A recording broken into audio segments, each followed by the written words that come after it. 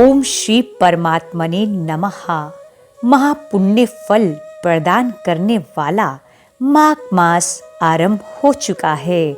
जी हाँ, 25 जनवरी 2024 दिन गुरुवार से 24 फरवरी 2024 तक यह पुण्य फलदायी माघ मास आरंभ हो रहा है।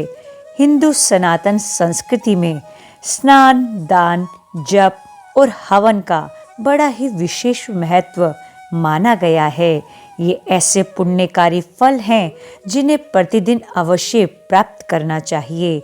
यदि प्रतिदिन प्रत्येक मास में ना कर सके तो हमारे शास्त्रों में बताया गया है कुछ विशेष दिन अथवा कुछ विशेष तिथियां। यदि प्रतिदिन प्रत्येक मास में ना कर सके तो हमारे शास्त्रों में बताया है कुछ विशेष दिनों के बारे में अथवा कुछ विशेष तिथियों के बारे में अथवा कुछ विशेष मास महीनों के बारे में। ये नियम अवश्य प्रत्येक मानव जाति को करने चाहिए। अब हमारे पूर्वज और विशेषज्ञों और ऋषि मुनियों को ये बात ज्ञात थी कि मानव जाति के पास कोई भी शुभ कर्म करने के लिए समय का अभाव रहेगा, तो कम समय में ज़्यादा पुण्य कैसे प्राप्त किया जाए। इसके लिए प्रत्येक वर्ष में 12 महीनों में से 3 महीने कुछ विशेष रखे गए, जिसमें माघ मास, वैशाख मास और कार्तिक मास, ये तीनों मास अर्थात महीने महापुण्य प्रदान करने का सामर्थ्य रखते हैं। यदि कोई श्रद्धा और निष्ठा पूर्वक इन तीनों मासों में स्नान, दान, जप और हवन का नियम अपनाता है, साथ ही शास्त्र अध्ययन का भी नियम अवश्य लेता है, निश्चित ही वह महापुण्य फल का भागी हो जाता है। इन्हीं तीनों विशेष मासों में विशेष मास है हमारा माघ मास, जो कि अभी आरंभ हो चुका है। आइए माघ मास का महात्म्य हम श्रवण करते हैं। भारतीय संवत्सर का 11वां चंद्र मास और 10वां सौर मास माघ मास कहलाता है। इस महीने में मघा नक्षत्र युक्त पूर्णिमा होने से इसका नाम माघ मास पड़ा। धार्मिक दृष्टिकोण से इस मास में शीतल जल में स्नान करने का बड़ा ही विशेष महत्व बताया गया है। ऐसा माना जाता है यदि इस पूरे मास में कोई गंगा जी में स्नान करता है तो उसके कई जन्मों के अपराध क्षम्य हो जाते हैं।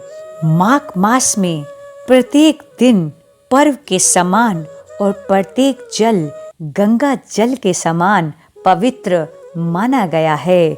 माघ मास में पवित्र नदियों में स्नान करने से महापुण्य फल की प्राप्ति होती है। और मित्रों, सभी पुण्यों का फल है परमात्मा की प्राप्ति। प्रभु के चरणों का प्रेम हमारे हृदय में प्रकट हो जाए, इसके अतिरिक्त हमारी कोई भी कामना ना रहे। माघ महीने में कुछ नियमों का पालन अवश्य यथासंभव कर लेना चाहिए। माघ मास में तिल का दान विशेष महत्व रखता है और साथ ही वस्त्र और गर्म कंबल का दान भी देना अच्छा माना गया है। यथा सामर्थ्य किसी के काम आना बहुत बड़ी मानवता की सेवा है। माघ मास में विशेषकर तुलसी जी का पूजन और श्री विष्णु सहस्त्रनाम स्तोत्र का पाठ, श्रीमद् भागवत महापुराण का पाठ, गीता जी का पाठ और उसके महात्म्य का पाठ अत्यंत पुण्य फलदायी माना गया है। सेवा की इसी भावना की कड़ी में पक्षियों और गौ माता की सेवा को भी अपने जीवन के प्रतिदिन के नियम में अवश्य हमें अपनाना चाहिए। गौ माता के पावन दर्शन और गौ सेवा कभी भी व्यर्थ नहीं जाती है।